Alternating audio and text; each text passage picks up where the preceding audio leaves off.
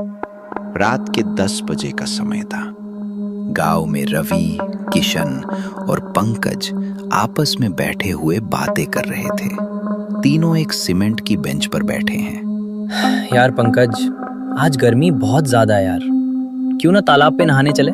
हाँ, सही कह रहा है। ठंडे पानी में मजा आ जाएगा। सोचना भी मत, अगर आज नहाने गए ना तो आज का स्नान हमारा आखिरी स्नान होगा। क्या मतलब है तेरा? कुछ भी। तुम लोगों को पता नहीं क्या कि आज पूर्णमासी की रात है। आज 6 अप्सराएं तालाब पर नहाने आती हैं और फिर जो उन्हें नहाते हुए देख ले तो वो उसे जान से मार देती हैं, यही ना? हाँ। अरे ये कहानी मैं बहुत सालों से सुनते आ रहा हूँ। ऐसा कुछ नहीं है। तालाब पर जाने का आइडिया एकदम बढ़िया है। इनमें थोड़ी बहस हुई और पंकज और किशन ने न जाना ही ठीक समझा, लेकिन रवि को जैसे भूत सवार हो गया था। जाओ डरपोको, मुझे तो बहुत गर्मी लग रही है। मैं तो आज तालाब में नहा कर ही रहूंगा। देखूंगा तुम्हारी 6 अप्सराओं को भी। रवि कुछ देर चलने के बाद तालाब पर पहुंचा और एक पेड़ के पीछे छिपकर तालाब को देखने लगा। एकदम खाली तालाब है। यहाँ तो एक भी अप्सरा नहीं है। मुझे पहले ही पता था। तभी उसको कई सारी पायलों की छन छन एक साथ सुनाई देने लगी और वो हंसते हंसते रुक गया।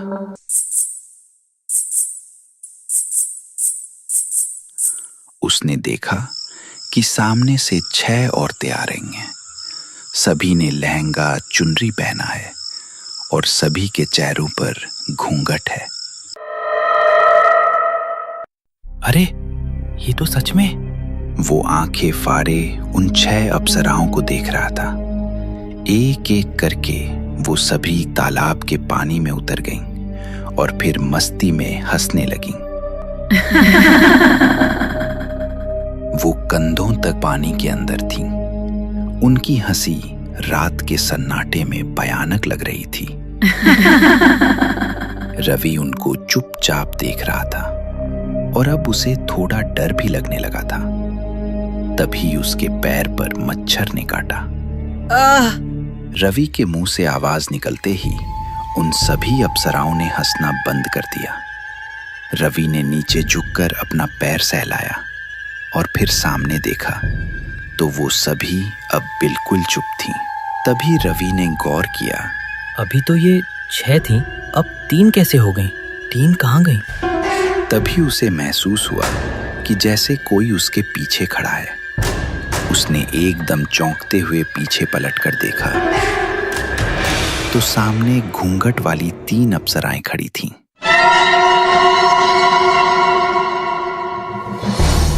उन्हें देखकर रवि की आंखों में खौफ उतर आया और अगले ही पल उसकी चीख फिजा में गूंज गई। उत्तर प्रदेश का एक शहर, मेरठ। यहां रिया अपने परिवार के साथ रहा करती थी। उसके परिवार में उसका पति शिवम, एक 8 साल का बेटा बंकू और एक 10 साल की बेटी चित्रा थी। शिवम, हम लोग कितने खुशनसीब हैं ना। भगवान की कृपा से हमारी जिंदगी कितनी अच्छी चल रही है। शादी भी अच्छी हुई, तुम्हारा बिजनेस भी अच्छा शुरू हुआ और परिवार भी पूरा हो गया। हाँ रिया, भगवान की कृपा से सब कुछ अच्छा है। बस एक ही काम रुका हुआ है। कौन सा काम?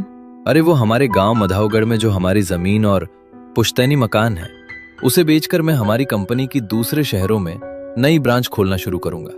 बस वो जल्दी से बिक जाए। लेकिन वर्कलोड इतना है कि वहां जाना नहीं हो पा रहा है। इनकी जिंदगी में सब कुछ अच्छा चल रहा था, लेकिन एक दिन ऐसी दुर्घटना हुई जिसका इनको अंदाजा भी नहीं था। हाँ रिया, भगवान की कृपा से सब कुछ अच्छा है। बस एक ही काम रुका हुआ है। कौन सा काम? अरे वो हमारे गांव मधावगढ़ में जो हमारी जमीन और पुश्तैनी मकान है, उसे बेचकर मैं हमारी कंपनी की दूसरे शहरों में नई ब्रांच खोलना शुरू करूंगा। बस वो जल्दी से बिक जाए। लेकिन वर्कलोड इतना है कि वहां जाना नहीं हो पा रहा है। इनकी जिंदगी में सब कुछ अच्छा चल रहा था, लेकिन एक दिन ऐसी दुर्घटना हुई जिसका इनको अंदाजा भी नहीं था। स्कूल से लौटते वक्त एक एक्सीडेंट में रिया की बेटी चित्रा का देहांत हो गया, जिससे रिया पूरी तरह से टूट गई। उसके चेहरे से हंसी गायब हो गई थी। शिवम भी उसकी इस हालत से बहुत परेशान था, लेकिन बेटी खोने का गम उसे भी था। शिवम ने ऑफिस का काम कुछ दिन के लिए अपने मैनेजर को दे दिया। रिया, मेरे हिसाब से हमें अब मधावगढ़ चलकर एक बार घर और जमीन को देख लेना चाहिए। मैं वहीं के लोकल डीलर से उसको बेचने की बात करूंगा। हम कुछ दिन वहां रहेंगे तो तुम्हारा हवा पानी भी चेंज हो जाएगा। It's good for your health. Riya ने इस पर कोई जवाब नहीं दिया। अगले दिन शिवम, रिया और बंकू माधवगढ़ के लिए निकले। करीब 4 घंटे के सफर के बाद ये माधवगढ़ पहुंचे। कार से उतारते ही इनकी मुलाकात मुखिया और उसकी एक सहयोगी कौशल्या से हुई। नमस्ते मुखिया जी। नमस्ते शिवम बेटा, रास्ते में कोई दिक्कत तो नहीं हुई? जी नहीं मुखिया जी, ये मेरी बीवी है रिया। रिया बहुत ही शांत और गम में डूबी नजर आ रही थी, जिसे कौशल्या और मुखिया दोनों ही नोटिस कर रहे थे। तुम बिल्कुल अपने पिता से मिलते हो बेटा। आओ, तुम्हें तुम्हारा घर दिखा देता हूं। मुखिया और कौशल्या इनको शिवम के पुश्तैनी घर पर ले गए, जो कि काफी बड़ा और खूबसूरत बंगला था। वाह पापा, ये हमारा घर है, इतना बड़ा। हाँ बेटा, ये हमारा ही घर है। ये तो बहुत अच्छा है पापा। तो आप इसे क्यों बेचना चाहते हैं? शिवम ने बंकू की बात को नजरअंदाज किया और ये सभी घर के अंदर पहुंचे। घर अंदर से काफी अच्छा था। बंकू खुशी से हर एक कमरा, हर एक जगह देखने लगा। रिया, देखो बंकू घर में आकर कितना खुश है ना। हाँ, क्योंकि उसे यहाँ किसी की कमी नहीं लग रही, लेकिन मुझे लग रही है। ये सुनकर मुखिया और कौशल्या उसे हैरानी से देखने लगे। जान, चित्रा के जाने का गम मुझे भी है, लेकिन इसके आगे शिवम ने कुछ नहीं कहा। आओ शिवम बेटा, मैं तुमको तुम्हारे खेत भी दिखा लाता हूं। शिवम मुखिया के साथ खेत देखने चला गया। कौशल्या वहीं रुककर रिया से बात करने लगी, लेकिन रिया की बातों से उसके दिल का दुख छलक रहा था। इन तीनों को यहां रुके हुए 3 दिन गुजार गए, लेकिन रिया का दिल अभी भी बेचैन था। कौशल्या ने अब न जाने क्यों रिया से एक सवाल किया। अगर तुमको तुम्हारी बेटी से एक बार बात करने का मौका मिले, तो क्या तुम इस गम से बाहर आ जाओगी? ये सुनकर रिया ने उससे नजरें मिलाई। क्या कहा आपने? क्या ऐसा हो सकता है? हाँ, हो सकता है, लेकिन आत्मा से बात करने और उस तालाब पर जाने के लिए बहुत हिम्मत की जरूरत है। रिया ने हैरानी से पूछा। कौन सा तालाब? हमारे गांव के जंगल में एक तालाब है। उस तालाब में हर पूर्णमासी की रात 6 अप्सराएं स्नान करने आती हैं। अगर कोई मर्द या औरत उन्हें उस समय नहाते हुए देख ले, तो वो जिंदा नहीं बचता। हे भगवान, तो आप मुझे वहाँ क्यों भेजना चाहती हैं? उस समय तालाब में समय चक्र खुल जाता है। उन अप्सराओं के पास अद्भुत शक्तियां भी हैं। अगर कोई सिर्फ उनको देखने की लालसा से वहां जाता है, तो वो उसे ही मार देती हैं। लेकिन अगर कोई महिला अपने किसी मरे हुए परिवार सदस्य की आत्मा से बात करना चाहे, तो वो उनसे जाकर कह सकती है, और वो 6 अप्सराएं उसे कुछ नहीं कहती, बल्कि उसकी तमन्ना पूरी कर देती हैं। उसके मरे हुए परिजन की आत्मा को तालाब में बुलाकर वो उसे उसके परिजन से मिलवा देती है। ये सुनकर रिया बेसब्र सी हो गई। कहाँ है वो तालाब? क्या मैं अभी अपनी चित्रा से बात कर सकती हूँ? सब्र रखो, वहाँ सिर्फ पूर्णमासी की रात ही जाया जा सकता है, जो कि 3 दिन बाद है। लेकिन इसके बारे में तुम किसी को नहीं बताओगी। रिया ने कौशल्या को एक टक देखा और हाँ में सर हिलाया। रिया को पूर्णमासी की रात का बेसब्री से इंतजार था। धीरे धीरे 3 दिन गुजरे और आई पूर्णमासी की रात। कौशल्या रिया के घर पहुंची। शिवम और बंकू सो चुके थे। अपने साथ चित्रा की कोई भी एक चीज साथ ले लो। रिया ने चित्रा की वो गुड़िया साथ रखी और फिर कौशल्या उसे लेकर जंगल के पगडंडी वाले रास्ते से निकली। देखो रिया, वो 6 अप्सराएं जैसे ही तालाब में आए, तो फौरन उसके पास चली जाना और अपनी बात कह डालना। उन्हें ये ना लगे कि तुम सिर्फ उन्हें देखने आई हो। हाँ, मैं ऐसा ही करूँगी। मुझे हर हाल में अपनी बेटी से बात करनी है। ध्यान रहे, तुम चित्रा से सिर्फ एक ही बार बात करना। चाहे चित्रा कुछ भी कहे, उसे तालाब से बाहर आने को नहीं कहना, सिर्फ उससे मिलकर चली आना। कुछ कदम चलने के बाद जंगली घना इलाका आया और कौशल्या रुक गई। अब यहाँ से तुमको अकेले जाना होगा। मैं घर के बाहर तुम्हारा इंतजार करूंगी। रिया ने एक बार जंगल की तरफ देखा। कौशल्या उसे छोड़कर चली गई और रिया अब अकेली अपने हाथ में गुड़िया लिए आगे बढ़ रही थी। कुछ दूर चलने के बाद उसे सामने तालाब नजर आया। तालाब तो खाली है। तभी उसे पायलों की छन छन की आवाज आने लगी।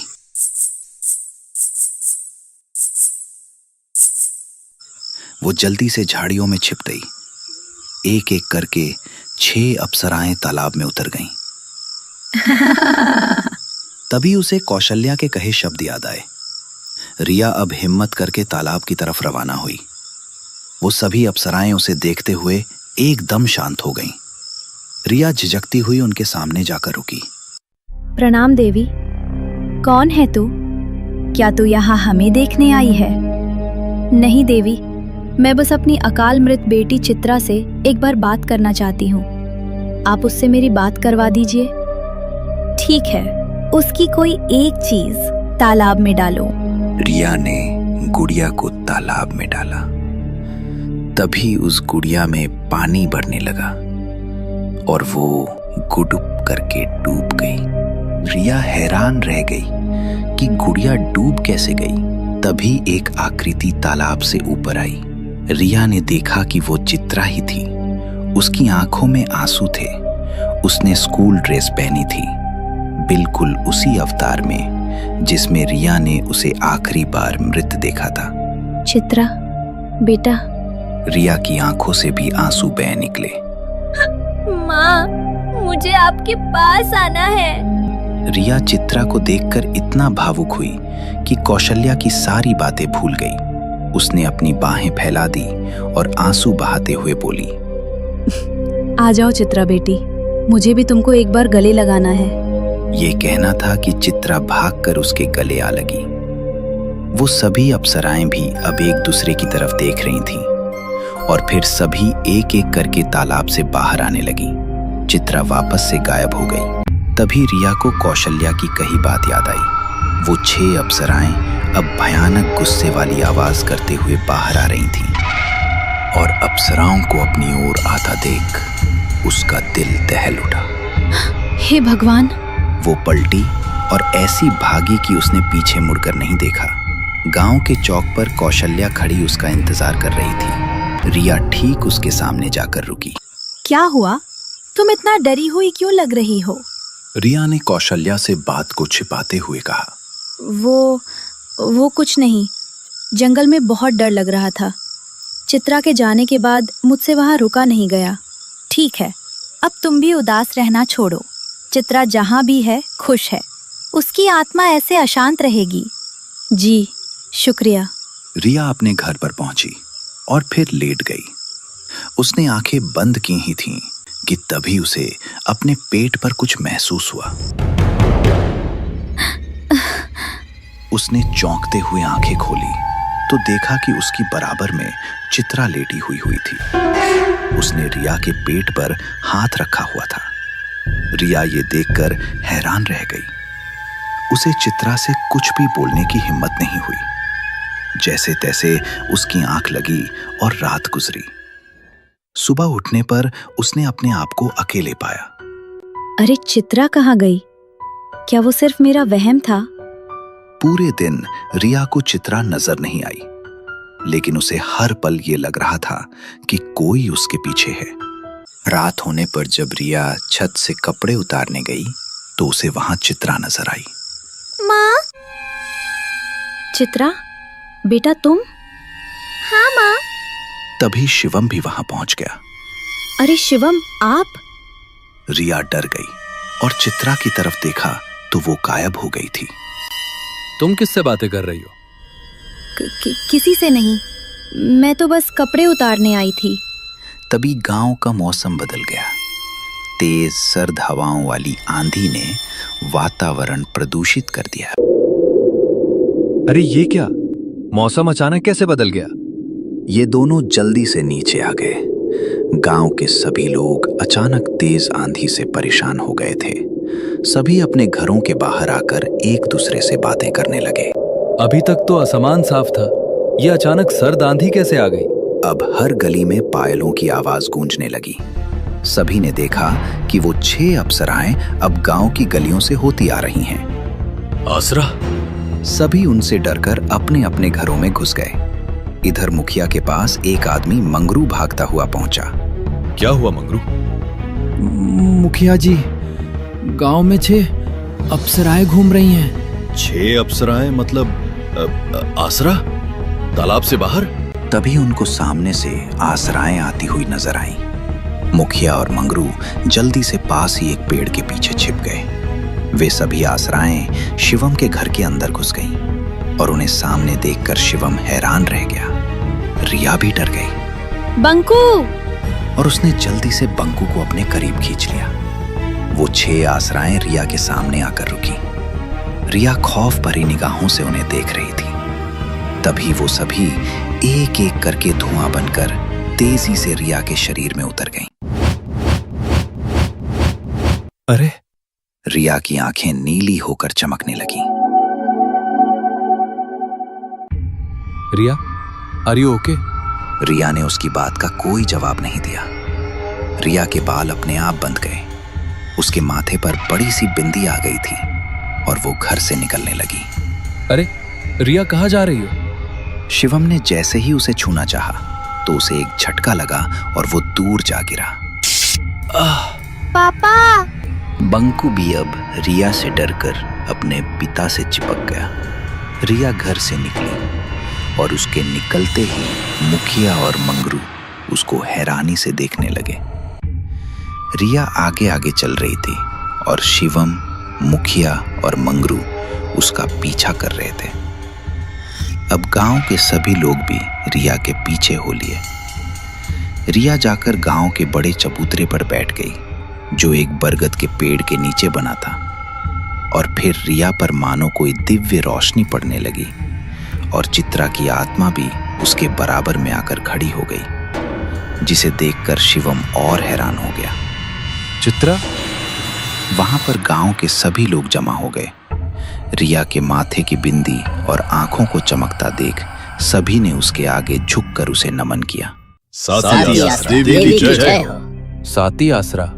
शिवम को अभी तक कुछ समझ में नहीं आ रहा था। सभी गांव के लोग न जाने क्यों रिया से डरने लगे थे और उसे देवी की जगह साती आसरा के नाम से नमन कर रहे थे। कौशल्या भी अब रिया को देखकर हैरान थी। ये आप लोग क्या कर रहे हैं? वो मेरी रिया है। ये अब तुम्हारी रिया नहीं है, ये देवी साती आसरा है। क्या मतलब है आपका? चुप रहो, देवी ने सुन लिया तो ठीक नहीं होगा।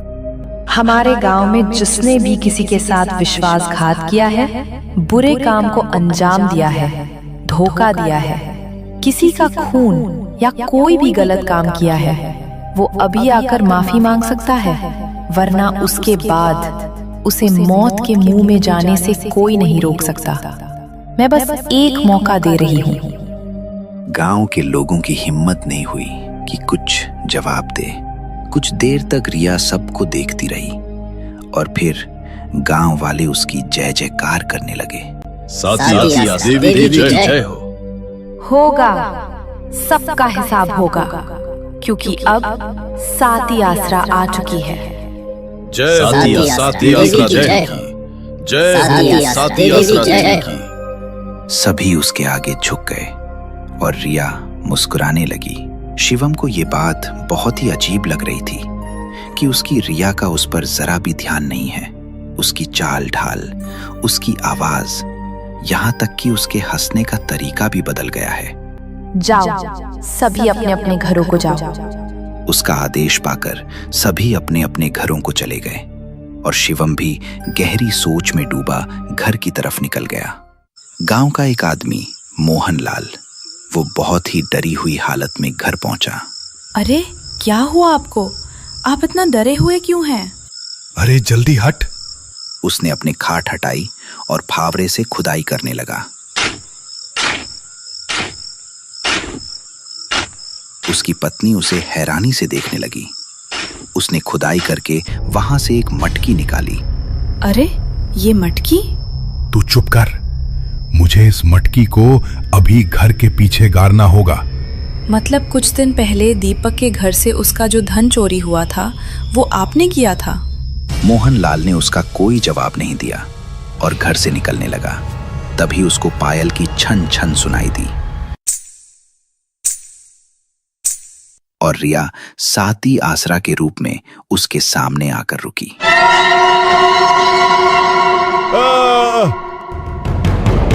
वो उसे देख डर गया और भागकर अपने कमरे में घुस गया और दरवाजे को बंद करके दरवाजे की तरफ देखने लगा।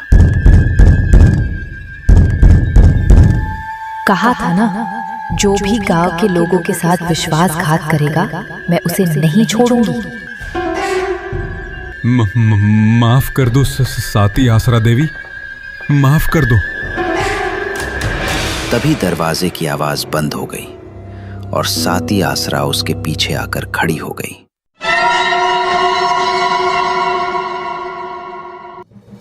मोहनलाल ने उसे पलट कर देखा।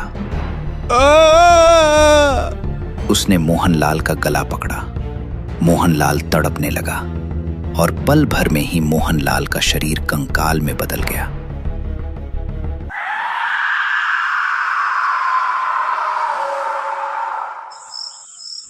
मोहनलाल महज एक कंकाल बन के जमीन पर ढेर हो गया।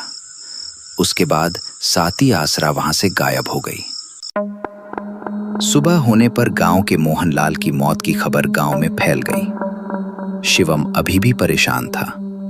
वो हिम्मत करके अब चबूतरे पर पहुंचा तो पाया कि रिया चबूतरे पर बेहोश पड़ी है। वो होश में नहीं है। रिया, रिया उठो। शिवम के झंझोड़ने से रिया होश में आ गई। शिवम, आप? रिया शिवम से लिपट गई। शुक्र है तुम ठीक हो गई। क्या हुआ था तुमको? मुझे कुछ याद नहीं शिवम। उन अफसराओं के घर में आने के बाद क्या हुआ मुझे कुछ भी याद नहीं है। चलो अब हम मुखिया जी से बात करते हैं, वही कुछ बता सकते हैं। शिवम अब रिया को लेकर मुखिया के पास पहुंचा, जहां कौशल्या भी मौजूद थी। मुखिया जी, ये सब क्या चल रहा है? रात को आप सभी रिया को साती आसरा क्यों कह रहे थे? रिया, उस रात क्या तुमने चित्रा की आत्मा को तालाब के बाहर बुलाया था? ये सुनकर शिवम रिया की तरफ हैरानी से देखने लगा। अब रिया ने तालाब पर जाने वाली पूरी घटना कह सुनाई, जिसे सुनकर सभी हैरान रह गए। फिर कौशल्या ने एक लंबी सांस भरी और बोलना शुरू किया। साती आसरा 7 देवियों की शक्ति से बना एक शब्द जो तालाबों और नदी किनारों पर वास करती हैं। वो गांव के लोगों की बुरी ताकतों से रक्षा करती हैं और गांव के अंदर मौजूद बुरे विश्वासघाती लोगों को भी सजा देती हैं। लेकिन एक असुर के श्राप की वजह से हमारे गांव में सिर्फ 6 ही अप्सराएं यानी आसरा देवी थी। उनके पास ये शक्तियां थीं कि वो किसी भी मृत इंसान की आत्मा को तालाब में बुलाकर उसके परिजन से बात करवा सकती हैं। अगर कोई औरत अपने किसी मरे हुए बच्चे या पति से बात करना चाहे तो वो उनकी मदद ले सकती है, लेकिन उस औरत को अपने मृत परिजन से मिलने के बाद वापस आ जाना है। अगर उसने मृत की आत्मा को तालाब से बाहर बुलाया तो वो आत्मा हमेशा से उसके साथ रहना शुरू कर देगी और हर रात उस औरत के अंदर 6 आसराएं वास करके उसे साती आसरा बना देंगी और अपने काम को अंजाम देंगी। चित्रा की आत्मा भी अब हर पल तुम्हारे साथ बंधी रहेगी, लेकिन वो तुमको सिर्फ रात में ही नजर आया करेगी और ठीक 1 महीने बाद 6 आसराएं तुमको हमेशा के लिए अपने साथ तालाब में ले जाएंगी और तुम पूरी तरह से साती आसरा बन जाओगी। ये सुनने के बाद शिवम और रिया के पैरों तले जमीन निकल गई। ये तो मुझसे बहुत बड़ी गलती हो गई। हे भगवान, मैं रिया को लेकर आज ही यहाँ से चला जाऊंगा। हम यहाँ अब नहीं रहेंगे। उससे कुछ नहीं होगा। रात होने पर हर रोज चित्रा की आत्मा तुमको नजर आएगी और ठीक 9 बजते ही तुम्हारे अंदर 6 अप्सराएं वास करेंगी और उस समय तुम साती आसरा बन जाओगी। उनके बंधन से तुम मुक्त नहीं हो सकती। क्योंकि तुमने तालाब के अंदर गुड़िया डालकर अपनी बच्ची चित्रा को भी इसमें शामिल कर लिया है। अगर शहर में रिया को ले जाया गया तो और मुसीबत आ जाएगी। शहर में तो आए दिन धोखाधड़ी, विश्वासघात, चोरी और डकैती जैसी घटनाएं घटती रही हैं, जैसे मोहनलाल के साथ हुआ है। सोचो वहां कितने लोगों के साथ ये होगा। ये सुनकर रिया और शिवम दोनों ही बहुत ज्यादा डर गए। वो दोनों वापस अपने घर चले गए। रात होने पर रिया को चित्रा नजर आती और फिर 9 बजते ही रिया के अंदर 6 आसरा वास करके उसे साती आसरा बना देती थी। गांव के सभी बुरे लोगों को साती आसरा सजाए मौत दे रही थी और शिवम इससे बहुत परेशान था। वहीं अब चित्रा की आत्मा भी परेशान हो रही थी। वो हर पल अब एक ही बात दोहराती, माँ, मुझे मुक्ति चाहिए। मुझे अब और ऐसे नहीं रहा जा रहा। इसी तरह पूरी 29 रातें गुजर गईं और अब आने वाली थी 30वीं रात। रिया, चाहे कुछ भी हो जाए, आज मैं तुमको नहीं जाने दूंगा। शिवम, मुझे माफ कर दो। मुझे भूल जाना ही तुम्हारे लिए सही है। अब कुछ नहीं हो सकता। मैं चित्रा की भी गुनाहगार हूँ।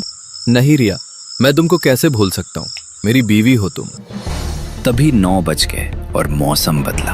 हवाएं तेज चलने लगी और सभी खिड़की और दरवाजे शोर करने लगे। वो 6 आसराएं रिया के सामने आकर खड़ी हो गईं। नहीं, मेरी रिया से दूर रहो। शिवम रिया के सामने उसकी ढाल बनकर खड़ा हो गया, लेकिन 6 आसराओं ने उसे अपनी शक्ति से एक ही झटके में दूर फेंक दिया। शिवम! तभी एक एक करके तेजी से वो 6 आसराएं रिया के शरीर में उतर गईं और फिर रिया साती आसरा बनके वहां से चली गई। शिवम ने खुद को संभाला और फिर वो चबूतरे की तरफ तेजी से जाने लगा। कुछ देर बाद साती आसरा चबूतरे पर बैठी थी और सभी गांव के लोग उसके सामने हाथ जोड़े खड़े थे। मैंने गांव से सभी बुरे लोगों को खत्म कर दिया है और अगर अब कोई भी बुरे काम शुरू करेगा तो उसको सजा देने मैं जरूर वापस आऊंगी। देवी साती आसरा की जय हो। देवी साती आसरा की जय हो। रिया, तुम मेरी रिया हो। तुम ऐसे मुझे छोड़कर नहीं जा सकती। रिया ने उसे गौर से देखा, लेकिन वो अब साती आसरा थी। उसने अपनी एक उंगली उसकी तरफ की। उससे बिजली निकली और शिवम को एक बड़ा झटका सा लगा। साती आसरा देवी, कृपा करो, क्षमा करो। चलो चित्रा, तुम हमारे बंधन का अहम हिस्सा हो। तुम भी हमारे साथ अब से तालाब में ही रहोगी। ये सुनकर चित्रा भी उनके साथ जाने लगी, लेकिन चित्रा के चेहरे पर जरा भी खुशी नहीं थी। रिया! शिवम बेटा, अब उसे भूल जाओ। वो अब साती आसरा बन चुकी है। शिवम खुद को बहुत ही बेबस देख रहा था। ये सोचकर ही उसका दिल बैठा जा रहा था कि वो अब रिया के बगैर अपनी जिंदगी कैसे बिताएगा। इस तरफ रिया भी चित्रा का हाथ थामे तालाब की तरफ बढ़ रही थी। मम्मी, मुझे उस तालाब में नहीं जाना। रिया ने उसकी बात का कोई जवाब नहीं दिया और तालाब पर पहुंची। उसने देखा कि तालाब के करीब सूखे पत्तों के एक ढेर में आग जल रही है। वो तालाब में उतरने ही वाली थी कि तभी तालाब का पानी हरकत करने लगा और उसके अंदर से 2 हाथ बाहर आए। उन हाथों में चित्रा की गुड़िया थी, जिसे देखकर साती आसरा हैरान रह गई। उसके बाहर आने पर पता चला कि ये शख्स कोई और नहीं, शिवम ही था। शिवम साती आसरा को गौर से देखने लगा और उसके दिमाग में साती आसरा की बात घूमने लगी। तू यहाँ क्या कर रहा है? चित्रा की आत्मा तुम्हारे बंधन का अहम हिस्सा है ना? ये सुनकर साती आसरा के चेहरे का रंग सा उड़ गया। शिवम तेजी से आग की तरफ भागा। नहीं! साती आसरा कुछ करती इससे पहले ही शिवम ने वो गुड़िया आग में फेंक दी। आग बहुत तेज दहक रही थी, इसीलिए गीली होने के बाद भी गुड़िया ने आग पकड़ ली। वो बहुत जोरों से चिल्लाई, नहीं! गुड़िया के जलते ही चित्रा की आत्मा भी मुस्कुराई और गायब हो गई। तभी मुखिया और कौशल्या भी वहां आ पहुंचे। रिया के शरीर से एक एक करके 6 अप्सराएं निकली और तालाब के अंदर दाखिल हो गईं। वहां जाकर उन्होंने जोरों का शोर किया और फिर गायब हो गईं। रिया चक्कर खाकर गिर गई और शिवम ने उसे थाम लिया। रिया, तुम ठीक हो? रिया मुस्कुराई और उसने हाँ में सर हिलाया। शिवम ने उसको गले से लगा लिया। शुक्र है तुम्हारी रिया तुमको वापस मिल गई। अगले ही दिन शिवम रिया और बंगू को लेकर वापस शहर के लिए निकल गया। रिया अब खुश थी क्योंकि आखिरी बार उसने अपनी बेटी को हंसते हुए देखा था। लेकिन आज भी हर पूर्णमासी की रात माधवगढ़ के उस तालाब में वो 6 अप्सराएं नहाने जरूर आती हैं। क्या आप वहां जाकर उनको एक बार देखना चाहेंगे?